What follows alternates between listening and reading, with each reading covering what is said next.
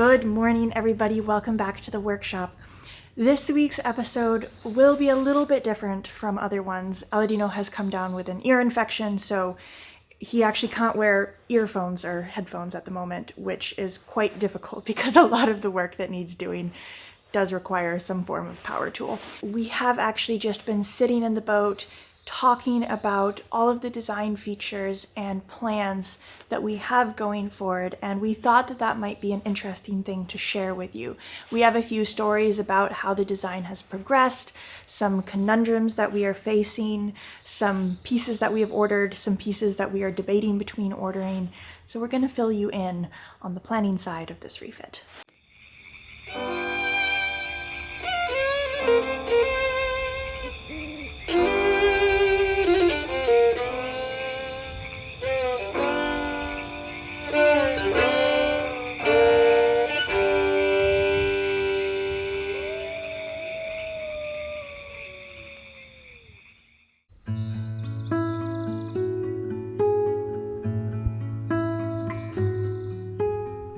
Good morning, Aladino.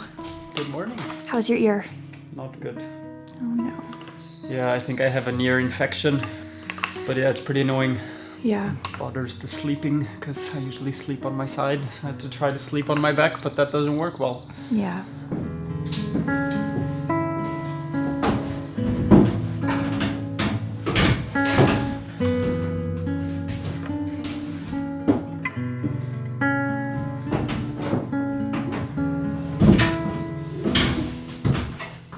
I think previously in this refit, when we were just working on the structural things, the path forward was always a lot clearer. I mean, there's rotten beams, we need to replace the rotten beams. We have to think about how we source the wood and how we source the fasteners.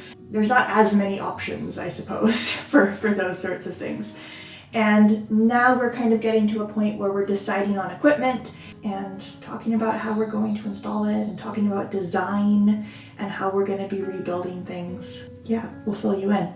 So I was just about to get ready to put the fridge into place permanently, and then luckily I remembered, hold on a sec, the stove is gonna go here, and ideally I would want to through bolt the stove mounts, but if I put the fridge in, this side is not going to be accessible anymore.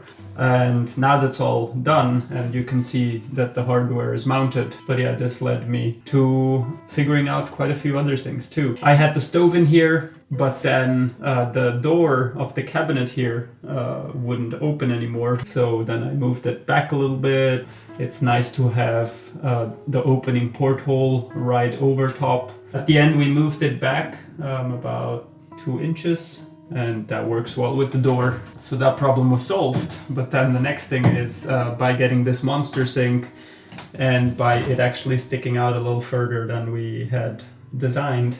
Now to make the stove gimbal, we will also have to remove a little bit of this edge here. But yeah, I think we got it figured out now, and it's all coming together. Yeah, the reason why we wanted it further forward is so that the steam and everything could rise up and then hopefully go out the porthole or out there instead of right under our deck beams. Mm-hmm. But then we were throwing around ideas. For example, I think Dometic makes like an extraction fan. An extraction fan that doesn't vent outside. It's just like a charcoal filter. Totally. And Aladino was thinking we could have it on slides, like drawer slides, that can then slide out over the stove, which would be pretty interesting. Yeah, we'll see. Maybe the porthole is already enough of an improvement. Yeah. And then a fan, we'll try that first.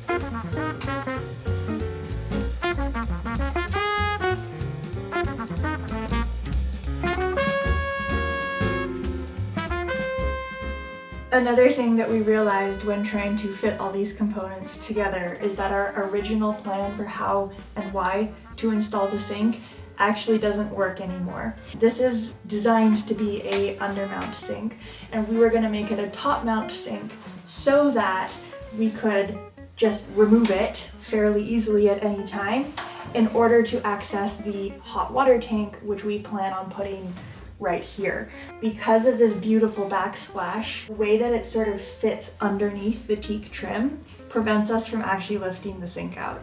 Let's also point out that my design was perfect, but because of the welder placing it 1/16 in a different place, that's what's causing the hiccup. Yeah. Well, 2/16, 1/8. Yeah, 2/16. Maybe we didn't communicate as clearly as we should have to the welder, or I'm not sure. What we've decided to do is actually just go with a smaller water tank. Yeah, we don't have to remove the sink. Of course, it's a nice feature to design it that way, but once it's in, it's in.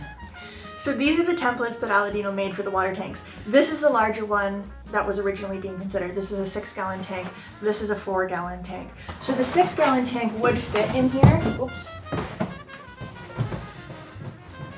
And we are putting it there because that is very inaccessible space, Yeah. unless you put in a hatch from the top on the counter, but we prefer actually having storage or just closed counters. Like cabinets here. Yeah. Essentially, we're gonna have cabinets here. So that's why won't open. for us that is the best space to put it in. Yeah.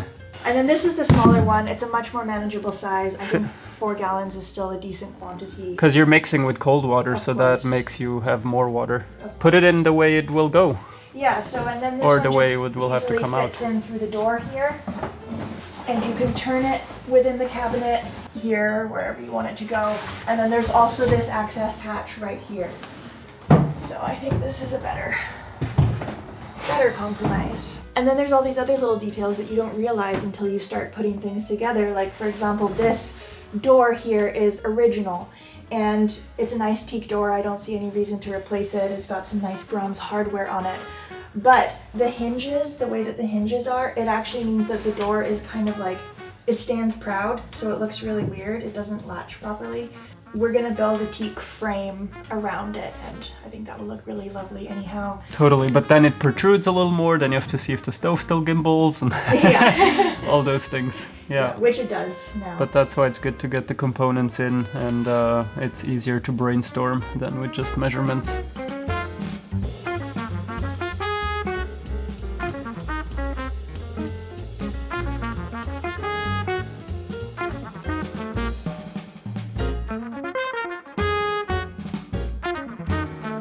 So here we are in the head. We have changed our minds many times here. Beforehand there was a wall, and then here was the door. And it was just a very narrow passage, and it kind of made everything dark. So once we removed this structure to actually remove the floorboard and get out an old 40-year-old holding tank, we kind of liked the space in here. It was airy, it's more visible, and we thought, well, let's leave it open. Because it still is narrow enough that you're not going very far. Yeah. You can brace yourself and things like that. Yeah, I think now that we're a bit in a hurry, designing things from scratch takes more time. So we are actually resorting back and going to a similar thing again to what we had originally. I wouldn't put it in such dismal terms. I think there's a lot of reasons why we're using the original design also, at least in my opinion. Yeah, a little bit of both. So we are going back to installing the wall And the door. and that is just for added privacy. Everybody can use the head at any time, because otherwise we would need a door also here on the V-berth to cut off this area. So this is the old counter, and we are more or less going to use it as a template. So you walk in where Maya is standing. This is where you walk in. Then there will be a sink here, and somewhere where I'm standing is where the head will be. So it will be fairly similar to what we had originally.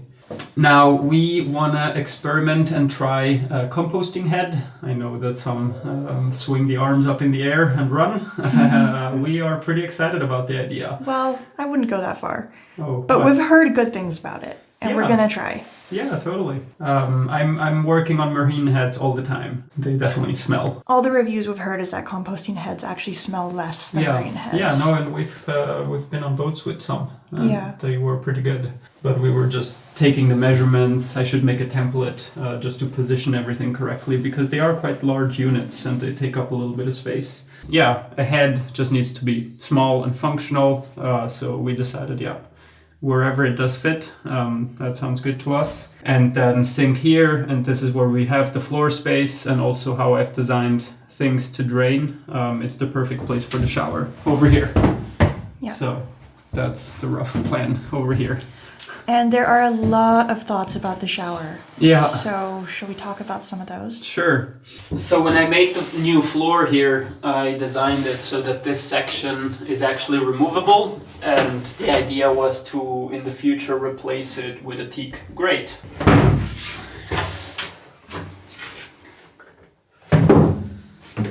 So of course, if this was a teak grate, the entire forward bilge here would fill with water, and I didn't want that. But for some reason, there's this little ledge here that can catch water, and then there is a hole here. If you connect the fitting to it, then you can have water collect here and then have it pump out of that hole there. So I devised a plan long ago, and I made this fiberglass part. And I thought, well, if I want to extend and have a teak grate on this whole section, I built this so that would catch the water, divert it into this sump, and then it could go out of that same hole. But as with everything, this idea has also changed again. And now we actually prefer the idea, after putting in the wall and the structure again, then we're just going to permanently bond this piece of plywood into place. We would install a drain in the middle of the plywood, obviously. Of course. Yeah. So yeah, the downside is I don't have this bigger, nicer access. I will have this smaller access from here. But yeah, the water will be caught better, and by only having one hole and the drain, that would go directly into our gray water sump, which is this here. Now we will have the chain locker connect to this, we will have the bathroom sink connect to this, and we will have the shower directly connected to this. And then at the bottom you can choose a smaller or bigger outlet, and that's connected to your bilge pump, or not bilge pump, just an electric pump.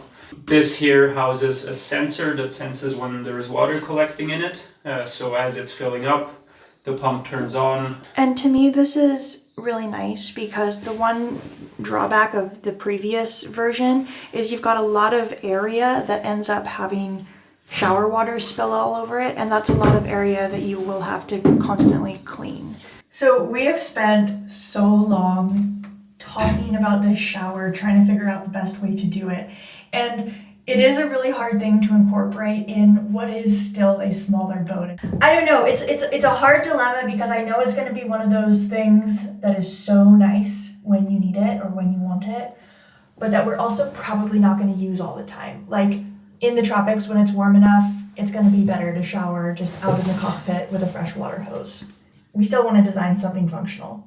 The big problem and the thing that I hate about so many boat heads is when you have a shower and you end up just spraying the entire head with water. Your countertops get soaking wet, your toilet gets soaking wet, everything is just wet. And although it's impossible to completely avoid that, we want to try our best. I also really hate being in a shower with a curtain like this close to you and you're constantly sticking to the curtain. Like, that is so gross. So we also want to avoid that. And basically what we're thinking at the moment is we'll have the door here, which we might paint the backside of it, or at least a really good coat of varnish so that it's quite waterproof. And then over here on the counter, to avoid getting the counter completely soaked from our elbows and everything, we were kind of thinking to just have another massive sink so that it essentially, like when you're standing here and the sink is right here, any drips and stuff just go into the sink. That's the sort of plan, and then we might be able to have a curtain just to section off the toilet, but then there's only one wall that's actually a curtain. That might work. It's a tiny space. It's not going to be perfect. It's not going to be ideal, but I think that might be the best solution so far. And of course, there's many options that could work, right? Oh, it's not like there's one answer, there's many answers. We're just trying to figure out what would be ideal for us.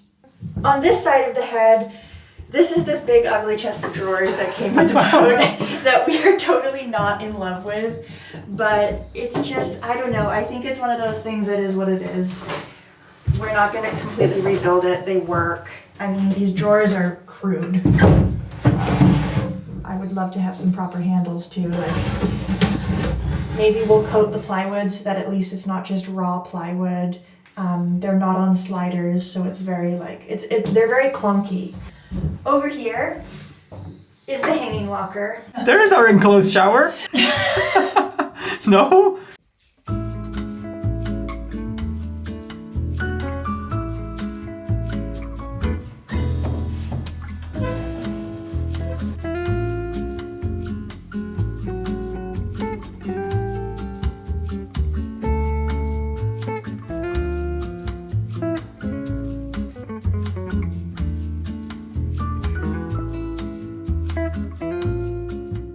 Here, 80% of the work is a little more straightforward. There's a little less design. It's only the waterproofing, the fiberglassing, the fairing, the priming, the painting, those kind of things that are moving along. Now there still is some decisions to make, and there's still some design. Do we want cowl vents? Do we want one or two? How is the bowsprit mounted? What about the anchor winch? Is it going to be manual or electric? And still there's so many choices, vertical windlass, horizontal windlass. So there's a lot to choose, but I think we'll dive into that as time goes by. For now, yeah, it's just about bringing this further along. And as it is visible, I've already started sanding the cabin top, about half, I'm about a third of the way done. I am trying to do the best job possible, so I am very much sanding in a pattern. And I started where the glass overlaps, which now is very visible because that is an expected high spot. Then I flare out to the sides, and then I continue a longer motions, and then I did it in a pattern. First I went across, then I went with the center line, parallel to the center line, and then I went diagonally. And so far it's looking good, but you only see these things really when things get a glossy coat. And now that's another, well, not trick, maybe that's a little way to cheat, is that we will have non-skid. And non-skid is not flat, it has a rippled surface. And either matte finish or a rippled surface can hide imperfections. So those are our friends at the moment. Well, the priority is closing up the cockpit though. We are slowly running out of time, so the biggest priority is to close the cockpit. That's why I haven't gotten to the bulwarks any further. But basically, the hull, of course, extends up, and the hull dictates the height of the bulwarks, and now the bulwarks are proud, so I'll have to take about an inch off of them. And after I do that, then they're gonna get rounded off and they're gonna get fiberglassed over as well.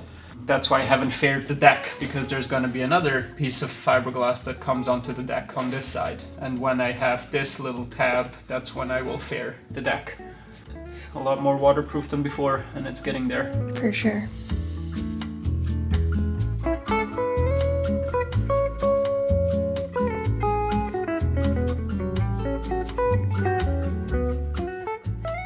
So I know that this has been a bit of a different episode. I hope that it was still interesting and perhaps provides a different kind of perspective and look into the project. Hopefully Aladino's ear infection clears up by next week, and we can get right back into things as they always are. In the meantime, a huge thank you for watching and for being here with us. If you enjoyed the video, please let us know what you thought in the comments. Hit the thumbs up button, subscribe to the channel, and hit the notification bell. There's a new chapter every single Friday as we share the ongoing refit of Magic Carpet 2. And as always, a huge thank you to our patrons for helping to keep this channel alive. We couldn't do it without you. Extra big thanks to the folks whose names are now appearing on screen for always going the extra mile to make sure that Magic Carpet keeps being produced. We will see you all next Friday.